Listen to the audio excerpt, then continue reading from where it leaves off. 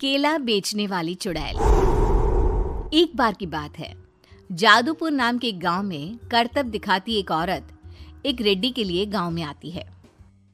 आइए आइए मेहरबान कदरदान, खाइए रोहड़ा के ताजे ताजे केले। कभी खाए नहीं होंगे ऐसे केले, पीले पीले केले खाइए। ये कहकर रोहड़ा हाथों में 4 केले लिए उन्हें सर्कल में जोर जोर से हवा में उछालती हुई करतब दिखाती है, जिसे देखकर आसपास के सारे बच्चे अपने अपने मम्मी पापा से उस औरत के पास जाने की जिद करने लग जाते हैं। पापा, ऐसा तो सर्कस में बॉल से होता है ना, ये आंटी तो केले से कर रही है। चलिए ना पापा, देखते हैं। रोहड़ा एक पतली सी तार पर चलती हुई केलों से करतब दिखाती है। आते जाते सभी लोग बाहर रुककर उसके करतब देखते हैं और वाह वाही करते नहीं थकते। जैसे ही एक आदमी पास आकर उसे पैसे देने लग जाता है, तब वो कहती है, अरे नहीं नहीं साहब, मैं करतब तो बच्चों के मन को बहलाने के लिए करती हूँ।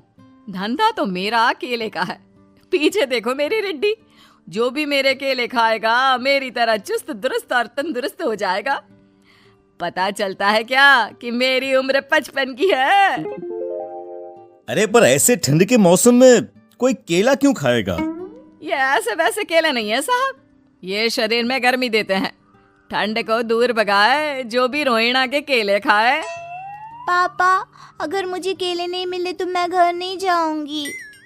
तभी उसके पापा कहते हैं कि बेटा, केले ठंड में कभी गर्मी नहीं देते। ये सब कहने की बातें हैं, सामान बेचने का तरीका है इनका।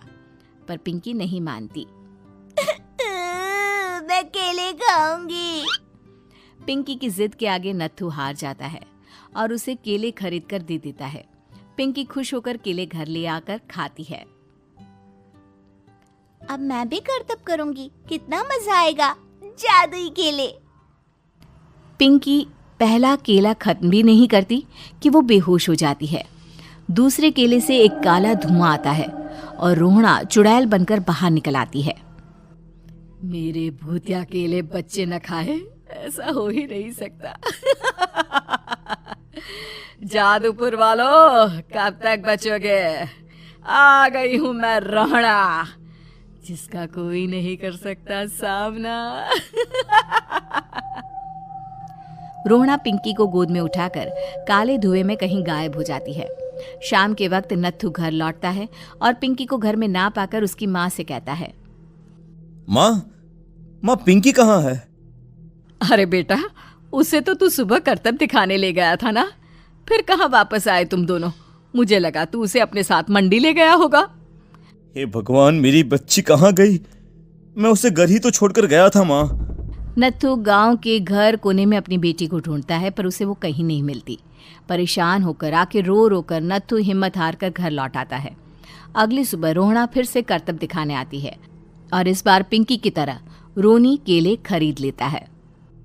50 रुपए दिए थे पापा ने, सारे पैसों की मैंने केले खरीद लिए हैं। अब मैं भी आंटी की तरह ही करतबबाज बन जाऊंगा।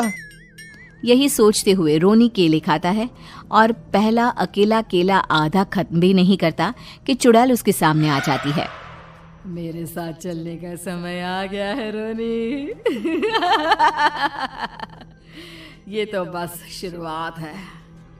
अब इस गांव के सारे बच्चे धीरे धीरे मेरे कब्जे में होंगे, एक बच्चा भी नहीं बचेगा। ये कहकर रोना रोनी को गोद में लेकर काले धुएं में अदृश्य हो जाती है।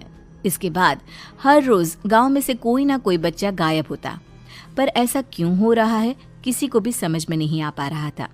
रोज की तरह अपनी बेटी पिंकी की तलाश में नत्थू गांव के एक तालाब के पास बैठा रो रहा था। कहाँ गई मेरी पिंकी? शकुंतला के जाने के बाद एक वही तो मेरा सहारा थी। अरे उसकी आत्मा कोस रही होगी मुझे कि मैं अपनी बच्ची को संभाल भी नहीं पाया। नत्थू ये कहता हुआ रो ही रहा था कि तभी तालाब में से उसे शकुंतला की आवाज सुनाई देती है।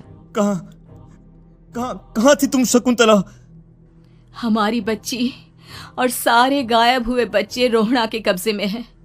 वो बच्चों को जो केले देती है उससे बच्चे बेहोश हो जाते हैं और उसके कब्जे में आ जाते हैं और वो उन्हें ले जाकर काली दुनिया में ले जाती है। पर वो ऐसा क्यों कर रही है? ये मैं नहीं जानती, पर उस दुनिया का रास्ता मैं आपको बता सकती हूँ। जहां ये नदी खत्म होती है वहां एक केले का पेड़ है, उसके नीचे एक दरवाजा है, वहीं से रास्ता जाता है उस दुनिया का। ये कहकर शकुंतला की आत्मा गायब हो जाती है। गांव के सभी लोग झुंड बनाकर उसी रास्ते से काली दुनिया में चले जाते हैं और वहां देखते हैं कि सारे बच्चे वहां काम कर रहे थे। पापा मुझे ले चलो यहाँ से। पापा पापा। सभी बच्चे अपने मम्मी पापा से लिपट जाते हैं। तो तुम लोग यहाँ तक आ गए?